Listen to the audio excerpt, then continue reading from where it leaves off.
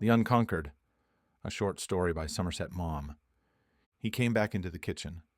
The man was still on the floor, lying where he had hit him, and his face was bloody. He was moaning. The woman had backed against the wall and was staring with terrified eyes at Villy, his friend, and when he came in she gave a gasp and broke into loud sobbing. Villy was sitting at the table, his revolver in his hand, with a half-empty glass of wine beside him. Hans went up to the table, filled his glass, and emptied it at a gulp. "You look as though you'd had trouble, young fellow," said Willie with a grin. Hans's face was blood-stained, and you could see the gashes of 5 sharp fingernails. He put his hand gingerly to his cheek. "She'd have scratched my eyes out if she could, the bitch. I shall have to put some iodine on, but she's all right now. You go along." "I don't know. Shall I? It's getting late." "Don't be a fool. You're a man, aren't you? What if it is getting late? We lost our way." It was still light, and the westering sun streamed into the kitchen windows of the farmhouse. Willie hesitated a moment. He was a little fellow, dark and thin-faced, a dress designer in civil life, and he didn't want Hans to think him a sissy. He got up and went towards the door through which Hans had come. When the woman saw what he was going to do, she gave a shriek and sprang forwards. "None, none!" she cried. With one step, Hans was in front of her. He seized her by the shoulders and flung her violently back. She tottered and fell. He took Willie's revolver. "Stop still." "Both of you," he rasped in French, but with his guttural German accent. He nodded his head towards the door. "Go on. I'll look after them." Willie went out, but in a moment was back again. "She's unconscious." "Well, what of it?" "I can't. It's no good." "Stupid, that's what you are. Ein Weibchen, a woman?" Willie flushed. "We'd better be getting on our way." Hans shrugged a scornful shoulder. "I'll just finish the bottle of wine, and then we'll go." He was feeling at ease, and it would have been pleasant to linger. He had been on the job since morning, and after so many hours on his motorcycle, his limbs ached. Luckily, they hadn't far to go, only to Soissons, 10 or 15 kilometers. He wondered if he'd have the luck to get a bed to sleep in. Of course, all this wouldn't have happened if the girl hadn't been a fool. They had lost their way, he and Willie. They had stopped a peasant working in a field, and he had deliberately misled them, and they found themselves on a side road. When they came to the farm, they stopped to ask for a direction. They'd asked very politely, for orders were to treat the French population well, as long as they behaved themselves. The door was opened for them by the girl, and she said she didn't know the way to Soissons, so they pushed in. Then the woman, her mother, Hans guessed, told them. The 3 of them, the farmer, his wife and daughter, had just finished supper, and there was a bottle of wine on the table. It reminded Hans that he was as thirsty as the devil. The day had been sweltering, and he hadn't had a drink since noon. He asked them for a bottle of wine, and Willie had added that they would pay them well for it. Willie was a good little chap, but soft. After all, they were the victors. Where was the French army, in headlong flight? And the English, leaving everything behind, had scuttled like rabbits back to their island. The conquerors took what they wanted, didn't they? But Willie had worked at a Paris dressmaker's for 2 years. It's true he spoke French well. That's why he had his present job, but it had done something to him. A decadent people. It did a German no good to live among them. The farmer's wife put a couple of bottles of wine on the table, and Willie took 20 francs out of his pocket and gave it to her. She didn't even say, "Thank you." Hans's French wasn't as good as Willie's, but he could make himself understood, and he and Willie spoke it together all the time. Willie corrected his mistakes. It was because Willie was so useful to him in this way that he had made him his friend, and he knew that Willie admired him. He admired him because he was so tall, slim, and broad-shouldered, because his curly hair was so fair and his eyes so blue. He never lost an opportunity to practice his French, and he tried to talk now, but those 3 French people wouldn't meet him halfway. He told them that he was a farmer's son himself, and when the war was over was going back to the farm. He had been sent to school in Munich because his mother wanted him to go into business, but his heart wasn't in it, and so after matriculating he had gone to an agricultural college. "You came here to ask your way, and now you know it," said the girl. "Drink up your wine and go." He had hardly looked at her before. She wasn't pretty, but she had fine dark eyes and a straight nose. Her face was very pale. She was plainly dressed, but somehow she didn't look quite like what she evidently was. There was a sort of distinction about her. Ever since the war started, he'd heard fellows talk about the French girls. They had something the German girls hadn't. Chic, Willie said it was, but when he asked him just what he meant by that, Willie could only say that you had to see it to understand. Of course, he'd heard others say that they were mercenary and hard as nails. Well, they'd be in Paris in a week, and he'd find out for himself. They said the High Command had already arranged for houses for the men to go to. "Finish your wine, and let's go," said Willie.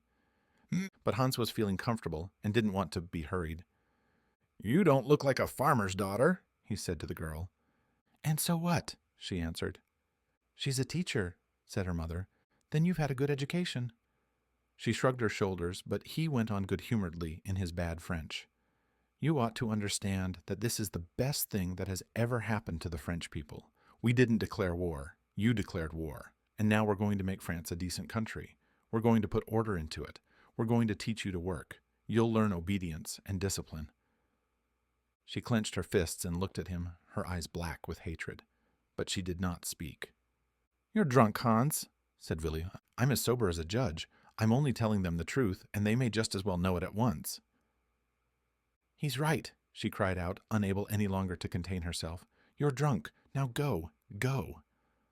"Oh, you understand German, do you? All right, I'll go, but you must give me a kiss first."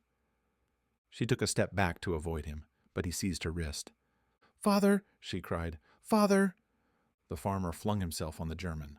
Hans let go of her, and with all his might hit him in the face. He crumpled up on the floor. Then, before she could escape him, he caught the girl in his arms. She gave him a swinging blow on the cheek. He chuckled grimly. "Is that how you take it when a German soldier wants to kiss you? You'll pay for this." With his great strength, he pinioned her arms and was dragging her out of the door. But her mother rushed at him, and catching him by the clothes, tried to pull him away. With one arm holding the girl close to him, with the flat of his other hand he gave the woman a great push, and she staggered back to the wall. "Hans, Hans!" cried Willie. "Shut up, damn you!" He put his hands over the girl's mouth to stop her shrieking and carried her out of the room. That was how it had happened, and you had to admit that she'd brought it on herself. She shouldn't have slapped him. If she'd given him the kiss he'd asked for, he'd have gone away. He gave a glance at the farmer still lying where he had fallen, and he could hardly help laughing at his funny face. There was a smile in his eyes when he looked at the at the woman cowering against the wall. Was she afraid it was her turn next? Not likely. He remembered a French proverb, "C'est le premier pas qui coûte." There's nothing to cry about, old woman. It had to come sooner or later. He put his hand to his hip pocket and pulled out a wallet.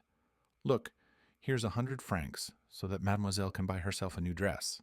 There's not much left of that one." He placed the note on the table and put his helmet back on his head. "Let's go." They slammed the door behind them and got on their motorcycles. The woman went into the parlor. Her daughter was lying on the divan.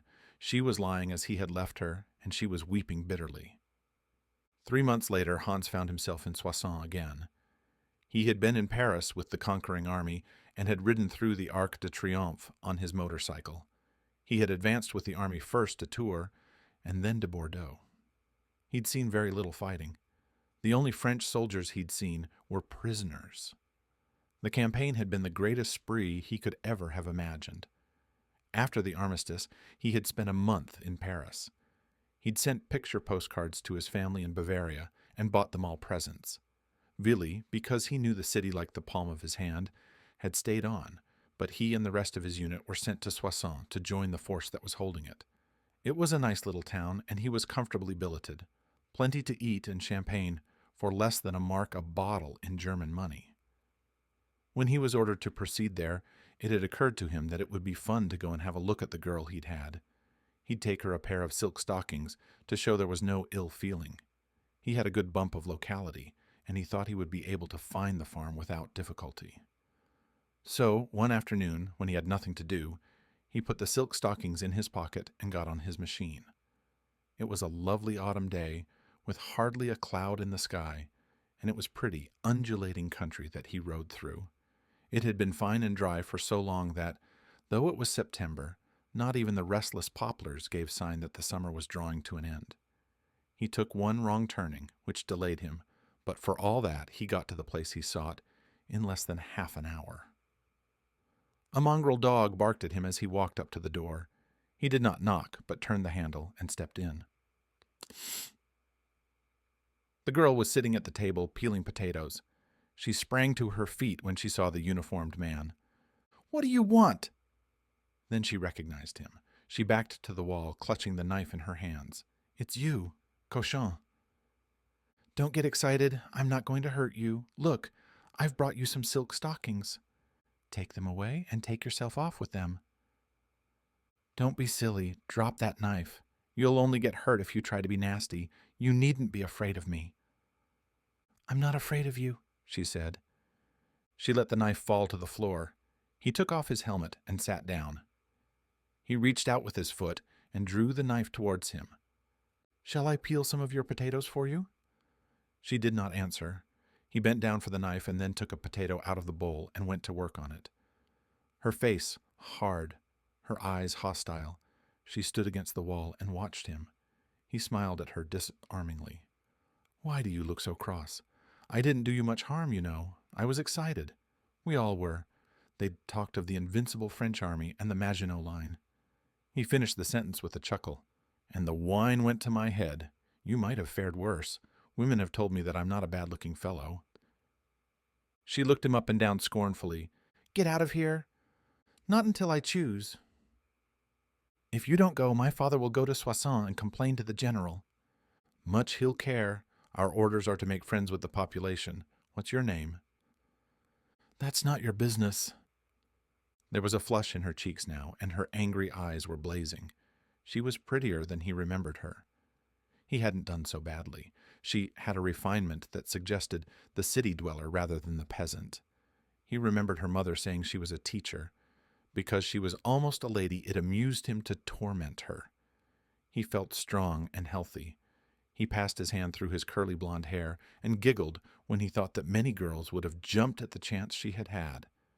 His face was so deeply tanned by the summer that his eyes were startlingly blue. "Where are your father and mother?" "Working in the fields." "I'm hungry. Give me a bit of bread and cheese and a glass of wine. I'll pay." She gave a harsh laugh. "We haven't seen cheese for 3 months. We haven't enough bread to stay our hunger. The French took our horses a year ago, and now the Boche have taken our cows, our pigs, our chickens, everything." "Well, they paid you for them." "Can we eat the worthless paper they gave us?"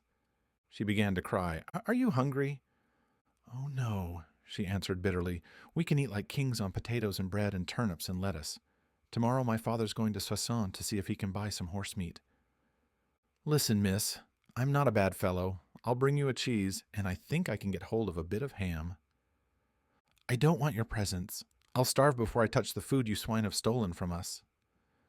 "We'll see," he said good-humoredly. He put on his hat, got up, and with an au revoir, mademoiselle walked out. He wasn't supposed to go joy-riding round the country, and he had to wait to be sent on an errand before he was able to get to the farm again. It was 10 days later. He walked in as unceremoniously as before, and this time he found the farmer and his wife in the kitchen. It was round about noon, and the woman was stirring a pot on the stove. The man was seated at table. They gave him a glance when he came in, but there was no surprise in it. Their daughter had evidently told them of his visit. They did not speak. The woman went on with her cooking, and the man, a surly look on his face, stared at the oilcloth on the table. But it required more than this to disconcert the good-humored Hans. "Bonjour, la compagnie," he said cheerfully. "I've brought you a present." He undid the package he had with him and set out a sizable piece of Gruyere cheese, a piece of pork, and a couple of tins of sardines. The woman turned round and he smiled when he saw the light of greed in her eyes. The man looked at the foodstuff sullenly. Hans gave him his sunny grin. "I'm sorry we had a misunderstanding the first time I came here, But you shouldn't have interfered." At that moment the girl came in. "What are you doing here?" she cried harshly. Then her eyes fell on the things he had brought. She swept them together and flung them at him. "Take them away! Take them!" Beer, but her mother sprang forward. "Annette, you're crazy!" "I won't take his presents.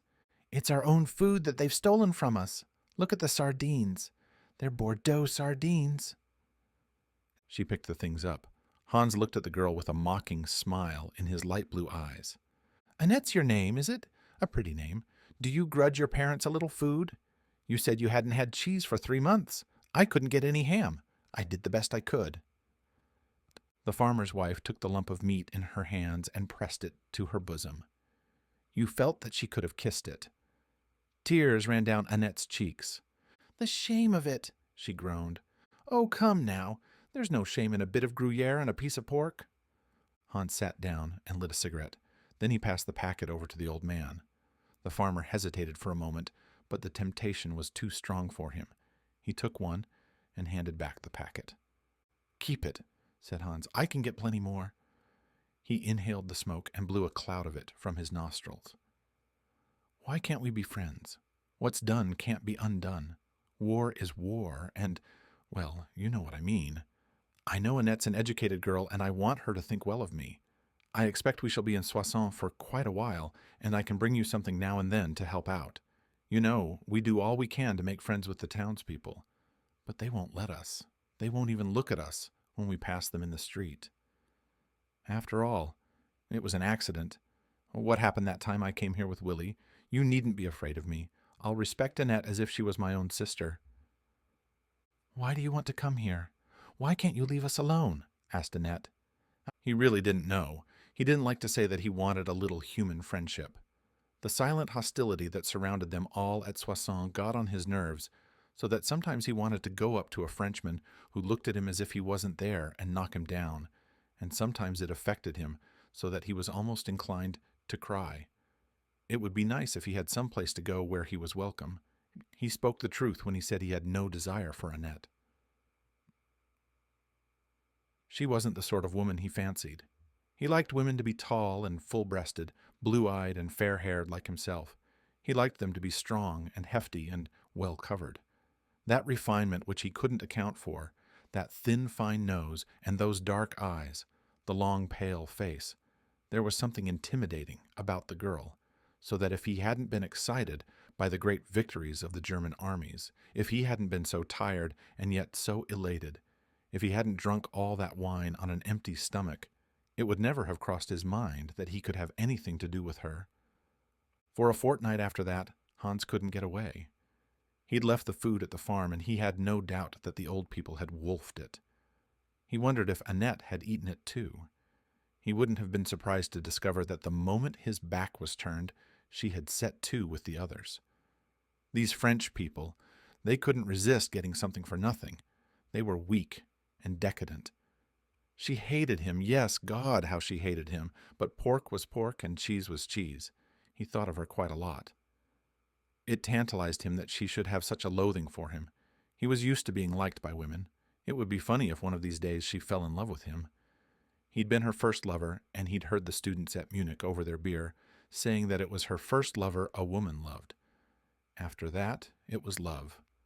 When he'd set his mind on getting a girl, he'd never failed yet. Hans laughed to himself, and a sly look came into his eyes. At last he got his chance to go to the farm. He got hold of cheese and butter, sugar, a tin of sausages, and some coffee, and set off on his motorcycle. But that time he didn't see Annette. She and her father were at work in the fields.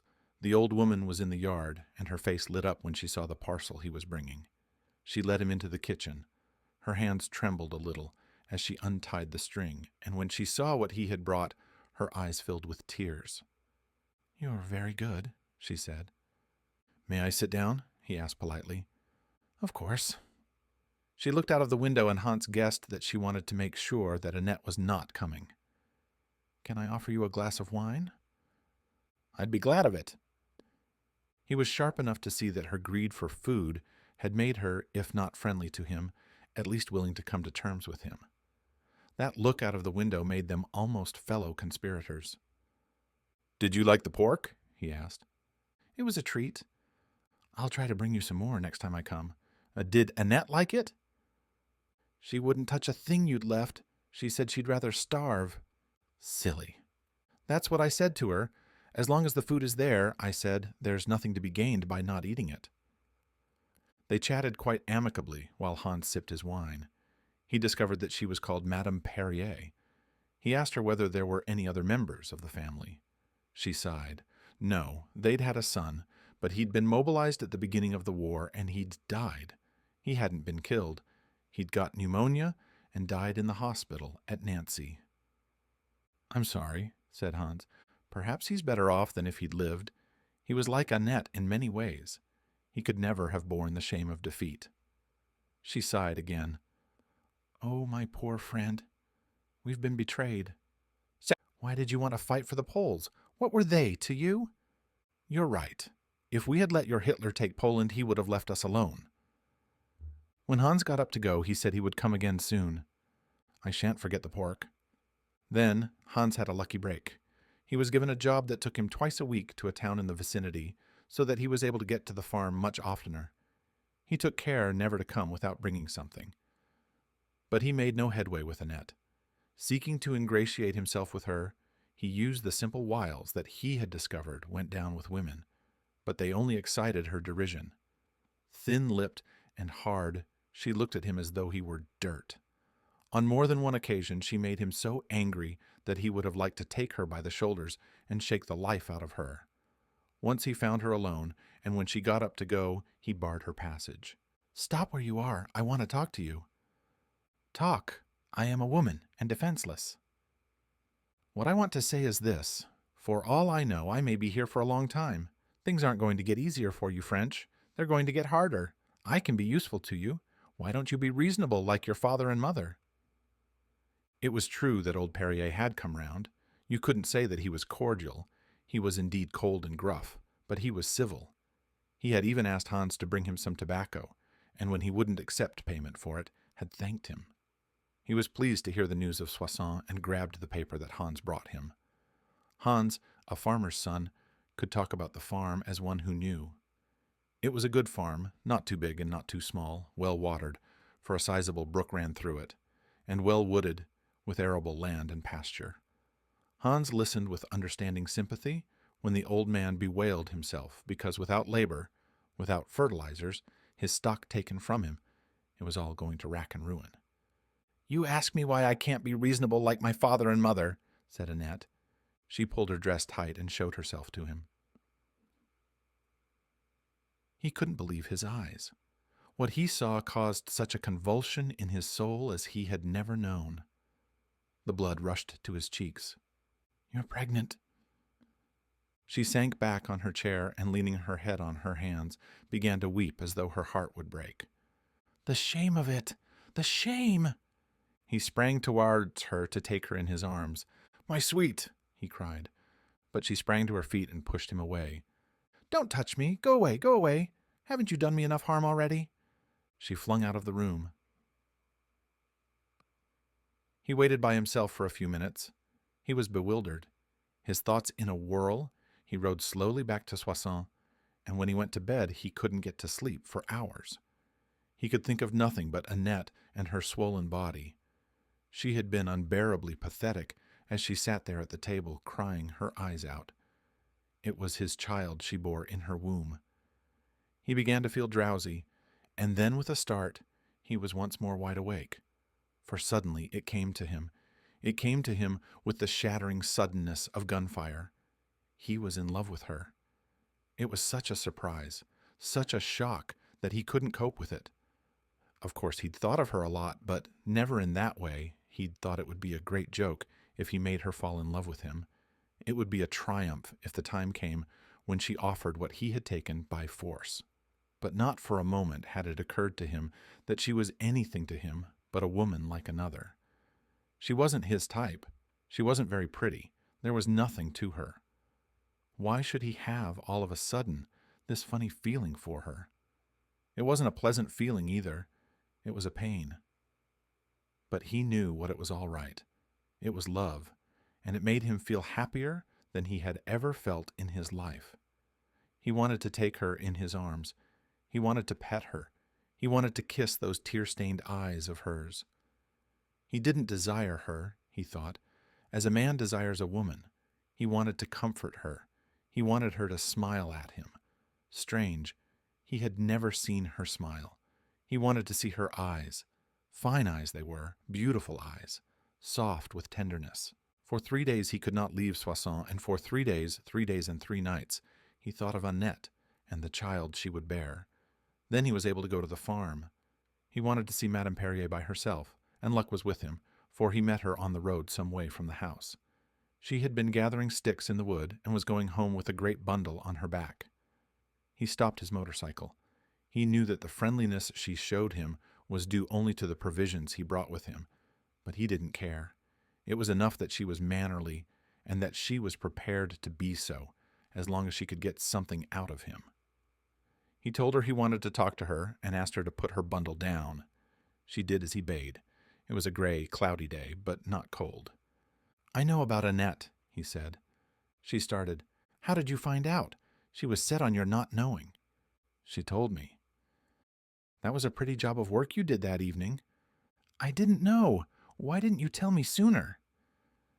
She began to talk, not bitterly, not blaming him even, but as though it were a misfortune of nature, like a cow dying and giving birth to a calf, or a sharp spring frost nipping the fruit trees and ruining the crop, a misfortune that humankind must accept with resignation and humility. After that dreadful night, Annette had been in bed for days with a high fever. They thought she was going out of her mind. She would scream for hours on end. There were no doctors to be got. The village doctor had been called to the colors. Even in Soissons, there were only 2 doctors left, old men, both of them. And how could they get to the farm even if it had been possible to send for them? They weren't allowed to leave the town. Even when the fever went down, Annette was too ill to leave her bed. And when she got up, she was so weak, so pale. It was pitiful. The shock had been terrible. And when a month went by, and another month, without her being unwell, she paid no attention. She had always been irregular. It was Madame Perrier who first suspected that something was wrong. She questioned Annette. They were terrified, both of them, but they weren't certain, and they said nothing to Perrier. When the 3rd month came, it was impossible to doubt any longer. Annette was pregnant. They had an old Citroën in which, before the war, Madame Perrier had taken the farm produce into the market at Soissons 2 mornings a week. But since the German occupation, they had had nothing to sell that made the journey worthwhile. Petrol was almost unobtainable, but now they got it out and drove into town. The only cars to be seen were the military cars of the Germans. German soldiers lounged about. There were German signs in the streets, and on public buildings proclamations in French signed by the officer commanding. Many shops were closed. They went to the old doctor they knew, and he confirmed their suspicions. But he was a devout Catholic and would not help them. When they wept, he shrugged his shoulders. "You're not the only one," he said. "Il faut souffrir." They knew about the other doctor, too, and went to see him. They rang the bell, and for a long time no one answered. At last the door was opened by a sad-faced woman in black. But when they asked to see the doctor, she began to cry. He had been arrested by the Germans because he was a Freemason and was held as a hostage. A bomb had exploded in a cafe frequented by German officers, and 2 had been killed and several wounded. If the guilty were not handed over before a certain date, he was to be shot. The woman seemed kindly, and Madame Perrier told her of their trouble. "The brutes," she said. She looked at Annette with compassion. "My poor child." She gave them the address of a midwife in the town and told them to say that they had come from her. The midwife gave them some medicine. It made Annette so ill that she thought she was going to die, but it had no further effect. Annette was still pregnant. That was the story that Madame Perrier told Hans. For a while he was silent. "It's Sunday tomorrow," he said then. "I shall have nothing to do. I'll come and we'll talk. I'll bring something nice." "We have no needles. Can you bring some?" "I'll try." She hoisted the bundle of sticks on her back and trudged down the road. Hans went back to Soissons. He dared not use his motorcycle, so next day he hired a push-bike. He tied his parcel of food on the carrier. It was a larger parcel than usual because he had put a bottle of champagne into it. He got to the farm when the gathering darkness made it certain that they would all be home from work. It was warm and cozy in the kitchen when he walked in. Madame Perrier was cooking, and her husband was reading a Parissoir. Annette was darning stockings. "Look, I've brought you some needles," he said as he undid his parcel. "And here's some material for you, Annette." "I don't want it." "Don't you?" he grinned. "You'll have to begin making things for the baby." "That is true, Annette," said her mother, "and we have nothing."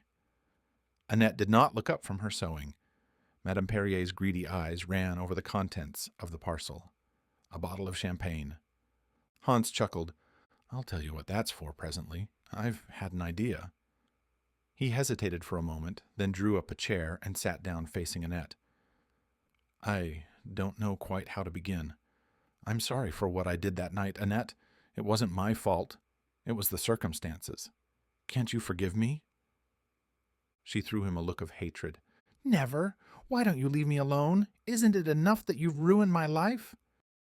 "Well, that's just it. Perhaps I haven't. When I knew you were going to have a baby, it had a funny effect on me. It's all different now. It's made me so proud." "Proud?" She flung at him viciously. "I want you to have the baby, Annette. I'm glad you couldn't get rid of it." "How dare you say that?" "But listen to me. I've been thinking of nothing else since I knew. The war will be over in 6 months. We shall bring the English to their knees in the spring. They haven't got a chance. And then I shall be demobilized and I'll marry you." "You? Why?" He blushed under his tan. He could not bring himself to say it in French, so he said it in German. He knew she understood it. "Ich liebe dich." "What does he say?" asked Madame Perrier. "He says he loves me." Annette threw back her head and broke into a peal of harsh laughter. She laughed louder and louder, and she couldn't stop, and tears streamed from her eyes. Madame Perrier slapped her sharply on both cheeks. "Don't pay any attention," she said to Hans. "It's hysteria. Her condition, you know." Annette gasped. She gained control over herself. "I brought the bottle of champagne to celebrate our engagement," said Hans. "That's the bitterest thing of all," said Annette, "that we were beaten by fools, by such fools." Hans went on speaking in German. I didn't know I loved you till that day when I found out that you were going to have a baby. It came like a clap of thunder, but I think I've loved you all the time."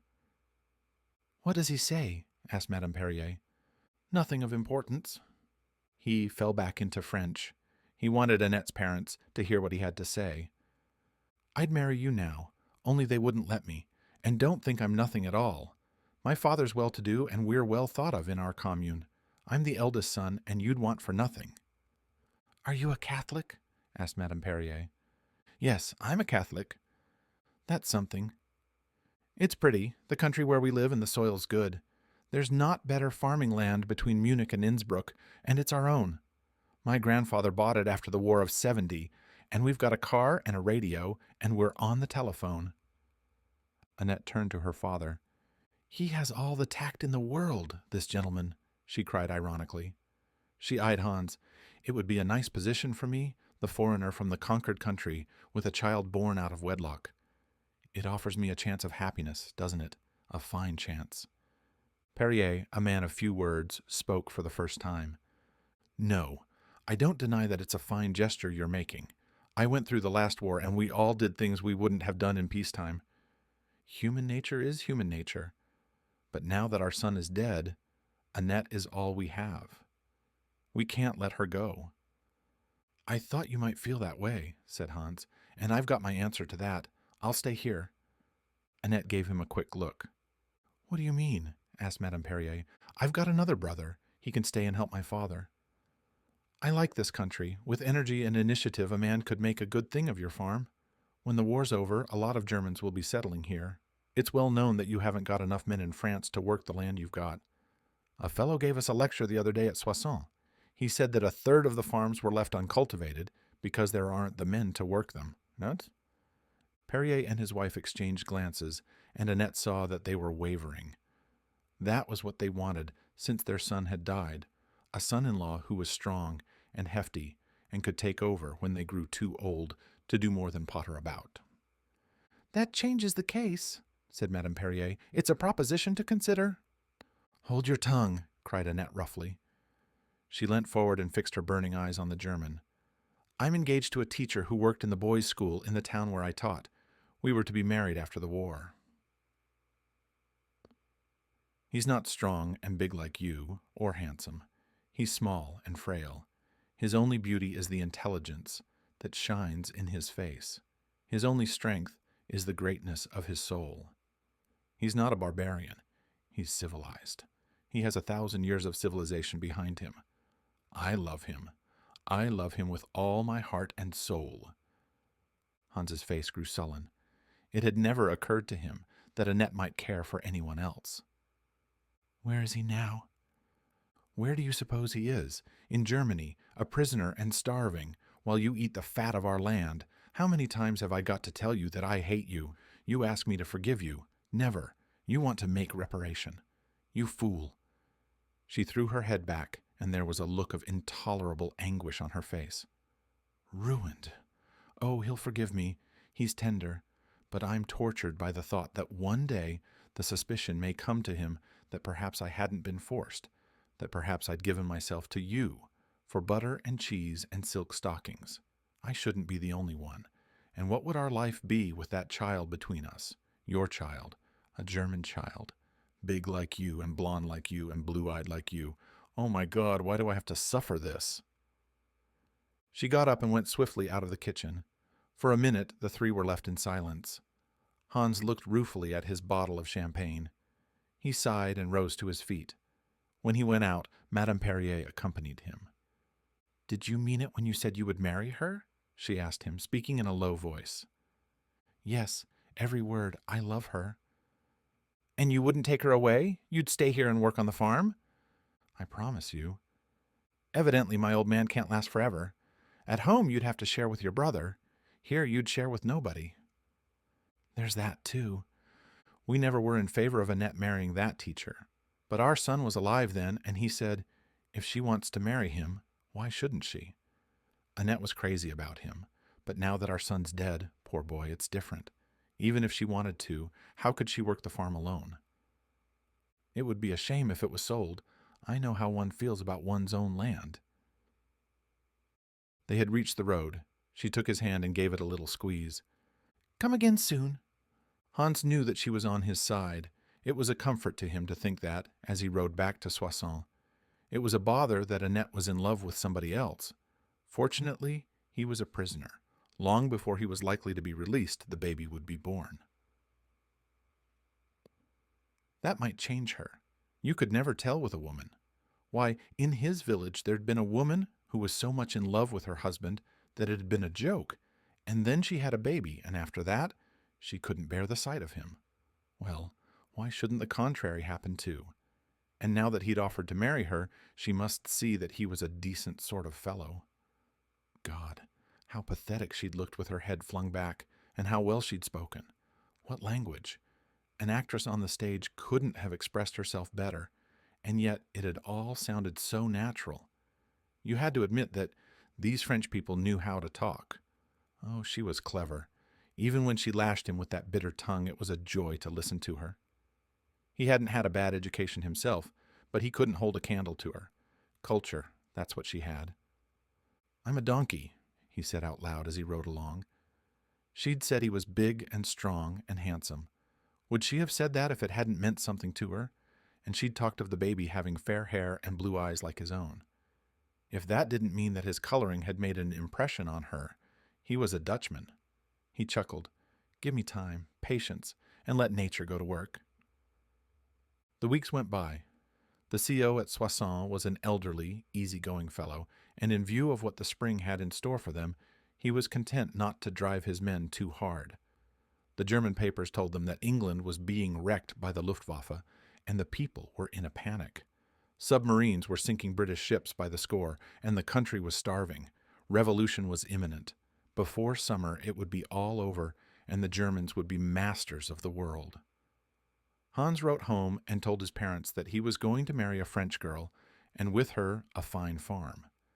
He proposed that his brother should borrow money to buy him out of his share of the family property so that he could increase the size of his own holding, while land, owing to the war and the exchange, could still be bought for a song. He went over the farm with Perrier. The old man listened quietly when Hans told him his ideas. The farm would have to be restocked, and as a German he would have a pull. The motor tractor was old.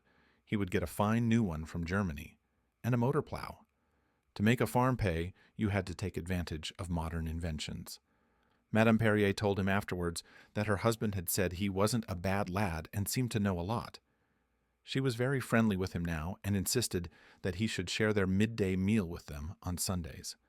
She translated his name into French and called him Jean. He was always ready to give a hand, and as time went on and Annette could do less and less, it was useful to have a man about who didn't mind doing a job of work. Annette remained fiercely hostile. She never spoke to him except to answer his direct questions, and as soon as it was possible, went to her own room. When it was so cold that she couldn't stay there, she sat by the side of the kitchen stove, sewing or reading, and took no more notice of him than if he hadn't been there. She was in radiant health.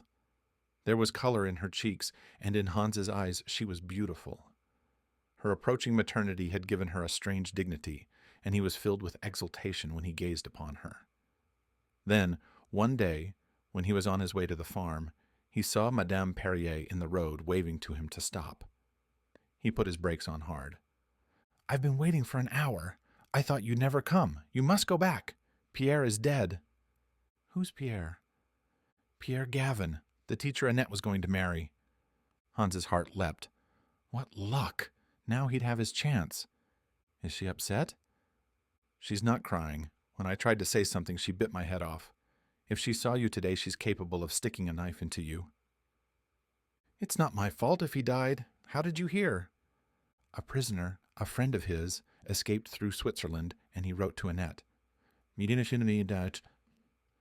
got the letter this morning. There was a mutiny in the camp because they weren't given enough to eat, and the ringleaders were shot. Pierre was one of them. Hans was silent. He could only think it served the man right. What did they think, that a prison camp was the Ritz? Give her time to get over the shock, said Madame Perrier. When she's calmer, I'll talk to her. I'll write you a letter when you can come again. All right. You will help me, won't you? You can be sure of that. My husband and I, we're agreed. We talked it over, and we came to the conclusion that the only thing to do was to accept the situation. He's no fool, my husband, and he says the best chance for France now is to collaborate. And take it all in all, I don't dislike you. I shouldn't wonder if you didn't make Annette a better husband than that teacher, and with the baby coming and all. I want it to be a boy, said Hans. It's going to be a boy, I know for certain. I've seen it in the coffee grounds, and I've put out the cards. The answer is a boy every time. I almost forgot. Here are some papers for you, said Hans as he turned his cycle and prepared to mount. He handed her 3 numbers of Paris Soir. Old Perrier read every evening. He read that the French must be realistic and accept the new order that Hitler was going to create in Europe. He read that the German submarines were sweeping the sea.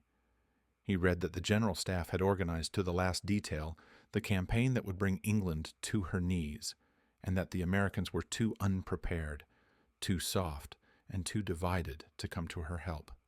He read that France must take the heaven-sent opportunity, and by loyal collaboration with the Reich, regain her honored position in the new Europe. And it wasn't Germans who wrote it all. It was Frenchmen. He nodded his head with approval when he read that the plutocrats and the Jews would be destroyed and the poor man in France would at last come into his own. They were quite right, the clever fellows who said that France was essentially an agricultural country, and its backbone was its industrious farmers. Good sense, that was. One evening when they were finishing their supper, 10 days after the news had come of Pierre Gavin's death, Madame Perrier, by arrangement with her husband, said to Annette, I wrote a letter to Hans a few days ago telling him to come here tomorrow. Thank you for the warning. I shall stay in my room. Oh, come, daughter. The time has passed for foolishness. You must be realistic. Pierre is dead. Hans loves you and wants to marry you. He's a fine-looking fellow. Any girl would be proud of him as a husband. How can we restock the farm without his help? He's going to buy a tractor and a plow with his own money. You must let bygones be bygones. You're wasting your breath, Mother. I earned my living before. I can earn my living again. I hate him. I hate his vanity and his arrogance. I could kill him. His death wouldn't satisfy me. I should like to torture him as he's tortured me. I think I should die happy if I could find a way to wound him as he's wounded me. You're being very silly, my poor child. Your mother's right, my girl, said Perrier. We've been defeated, and we must accept the consequences. We've got to make the best arrangement we can with the conquerors. We're cleverer than they are, and if we play our cards well, we shall come out on top. France was rotten. It's the Jews and the plutocrats who ruined the country. Read the papers, and you'll see for yourself. Do you think I believe a word in that paper? Why do you think he brings it to you, except that it's sold to the Germans? The men who write in it, traitors. Oh, God, may I live to see them torn to pieces by the mob. Bought every one of them, bought with German money, the swine. Madame Perrier was getting exasperated. What have you got against the boy? He took you by force. Yes, he was drunk at the time. It's not the first time that's happened to a woman, and it won't be the last time. He hit your father, and he bled like a pig. But does your father bear him malice? It was an unpleasant incident, but I've forgotten it, said Perrier. Annette burst into harsh laughter. You should have been a priest. You forgive injuries with a spirit truly Christian. And what is there wrong about that? Asked Madame Perrier angrily. Hasn't he done everything he could to make amends?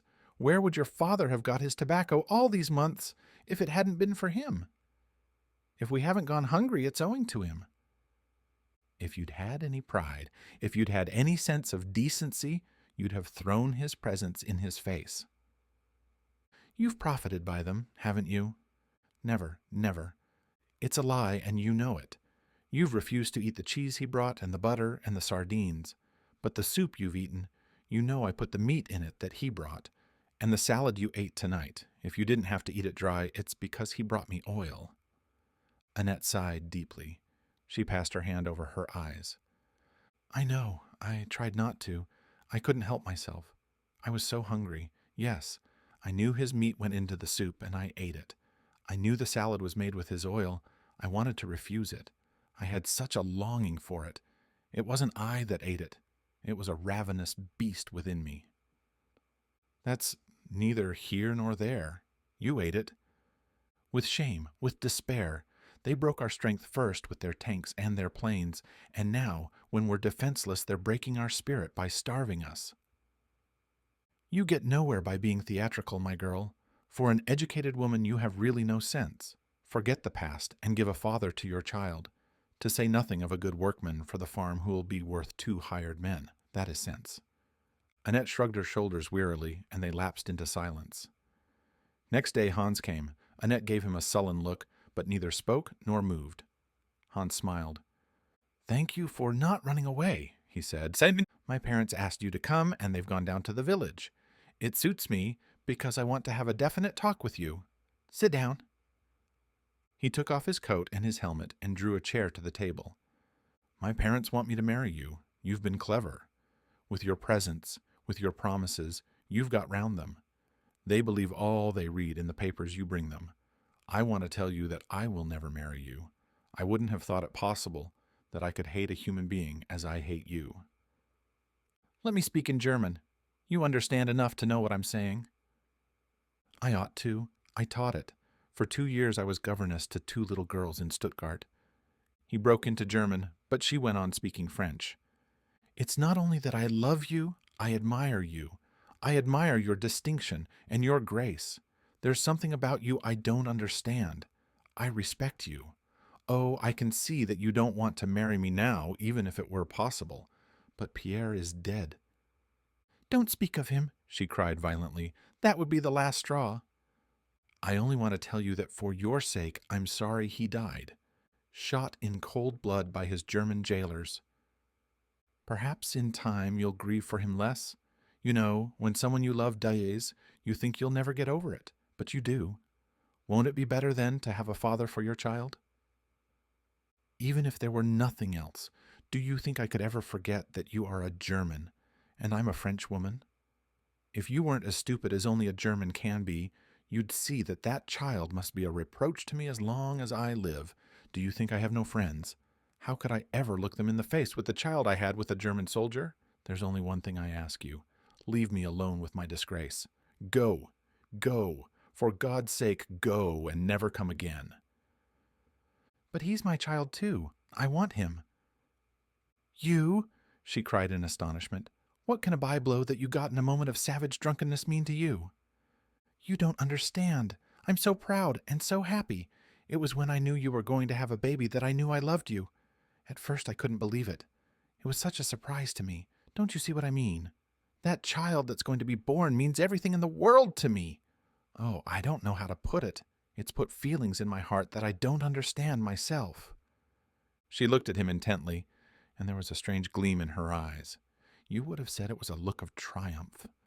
She gave a short laugh. I don't know whether I more loathe the brutality of you Germans or despise your sentimentality. He seemed not to have heard what she said. I think of him all the time. You've made up your mind it'll be a boy? I know it'll be a boy. I want to hold him in my arms, and I want to teach him to walk.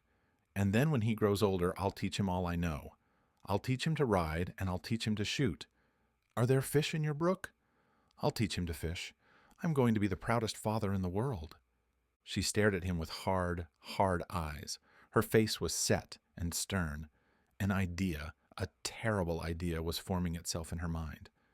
He gave her a disarming smile. Perhaps, when you see how much I love our boy, you'll come to love me too. I'll make you a good husband, my pretty. She said nothing. She merely kept on gazing at him, sullenly. Haven't you one kind word for me? He said. She flushed. She clasped her hands tightly together. Others may despise me. I will never do anything that can make me despise myself. You are my enemy, and you will always be my enemy. I only live to see the deliverance of France. It'll come. Perhaps not next year or the year after. Perhaps not for 30 years, but it'll come. The rest of them can do what they like. I will never come to terms with the invaders of my country. I hate you, and I hate this child that you've given me.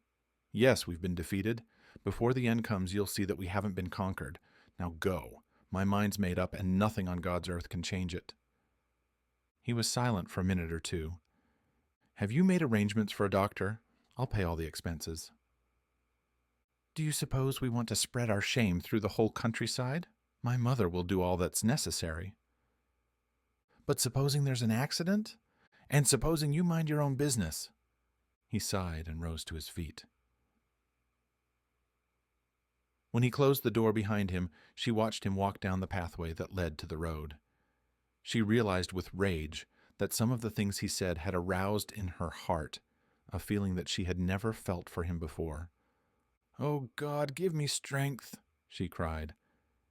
Then, as he walked along, the dog, an old dog they'd had for years, ran up to him barking angrily. He had tried for months to make friends with the dog, but it had never responded to his advances. When he tried to pat it, it backed away growling and showing its teeth. And now, as the dog ran towards him, irritably giving way to his feeling of frustration, Hans gave it a savage, brutal kick, and the dog was flung into the bushes and limped yelping away. "The beast!" she cried. "Lies, lies, lies, and I was weak enough to be almost sorry for him." There was a looking-glass hanging by the side of the door, and she looked at herself in it. She drew herself up and smiled at her reflection. But rather than a smile, it was a fiendish grimace. It was now March. There was a bustle of activity in the garrison at Soissons. There were inspections, and there was intensive training. Rumor was rife. There was no doubt they were going somewhere, but the rank and file could only guess where. Some thought they were being got ready at last for the invasion of England. Others were of opinion that they would be sent to the Balkans, and others again talked of the Ukraine. Hans was kept busy. It was not till the second Sunday afternoon that he was able to get out to the farm. It was a cold gray day, with sleet that looked as though it might turn to snow, falling in sudden windy flurries. The country was grim and cheerless. "You!" cried Madame Perrier when he went in. "We thought you were dead!" "I couldn't come before. We're off any day now. We don't know when." "The baby was born this morning. It's a boy." Hans's heart gave a great leap in his breast. He hung his arms round the old woman and kissed her on both cheeks. "A Sunday child. He ought to be lucky. Let's open the bottle of champagne. How's Annette?" "She's as well as can be expected. She had a very easy time. She began to have pains last night, and by 5 o'clock this morning it was all over." Old Perrier was smoking his pipe, sitting as near the stove as he could get. He smiled quietly at the boy's enthusiasm. "One's first child. It has an effect on one," he said. "He has quite a lot of hair, and it's as fair as yours. And blue eyes just like you said he'd have," said Madame Perrier. "I've never seen a lovelier baby. He'll be just like his papa." "Oh, my God, I'm so happy," cried Hans. "How beautiful the world is. I want to see Annette." "I don't know if she'll see you. I don't want to upset her on account of the milk." "No, no, don't upset her on my account. If she doesn't want to see me, it doesn't matter. But let me see the baby just for a minute." "I'll see what I can do. I'll try to bring it down." Madame Perrier went out, and they heard her heavy tread clumping up the stairs. But in a moment they heard her clattering down again. She burst into the kitchen. "They're not there. She isn't in her room. The baby's gone." Perrier and Hans cried out, and without thinking what they were doing, all three of them scampered upstairs. The harsh light of the winter afternoon cast over the shabby furniture, the iron bed, the cheap wardrobe, the chest of drawers, a dismal squalor. There was no one in the room. "Where is she?" screamed Madame Perrier. She ran into the narrow passage, opening doors, and called the girl's name. "Annette, Annette! Oh, what madness!"